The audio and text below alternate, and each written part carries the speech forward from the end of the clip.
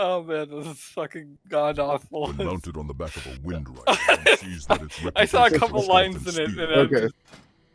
Once upon a time, the mystical land of Rubberopolis, there lived a man named John Croc. John wasn't your Rubberopolis? typical inventor. No, he was more like a mad scientist crossed with a garden gnome. His wild hair stuck in all directions and his eyes gleamed with mischief. But what set John apart from everyone else was his peculiar obsession with shoes made entirely of rubber.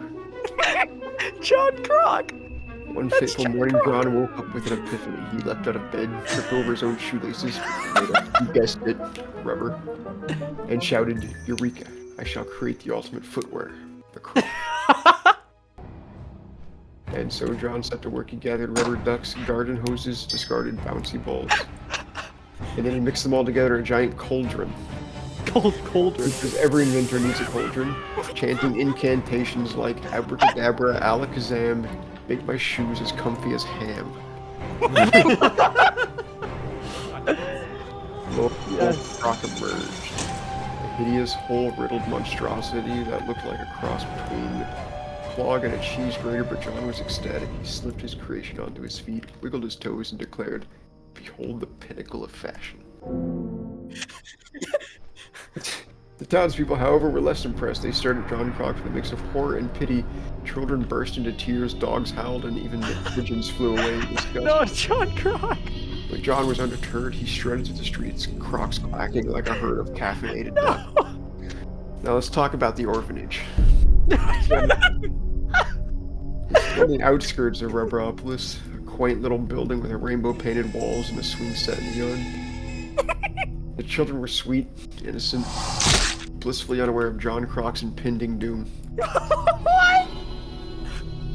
One stormy night, John hatched a wicked plan. He donned his Crocs, which by now he sprouted neon lights built-in kazoo, and tiptoed to the orphanage. Lightning crackled overhead and the thunder roared like an angry librarian. John stood before the wind door, cackling like a deranged parrot. What "Children," the fuck? he whispered, "prepare for the greatest shoe-related catastrophe in history." With a flourish, he kicked the door open, and the orphans blinked up at him. "Who are you?" asked little Timmy. It's a little Timmy? Clutching his teddy bear, this guy's just "I am John Croc," he declared, "and I despise children. Behold, my Crocs of chaos." He raised the ribbon and the Crocs glowed ominously. "But why?" Susie sobbed, the youngest orphan. "Because," John hissed, "children have sticky fingers, always step on my toes during hide and seek." And then with a maniacal laugh, he stomped his Crocs on the floor. The rubber soles sparked and flames erupted, and the orphanage went up in smoke. The children fled, coughing and wailing, while John danced in the inferno, singing "Burn, Burn, Disco Inferno." And that's pretty much it. That was exactly how I expected it. John Croc! John Croc is a monster. He John Croc, what have you stopped. done? You really did do it.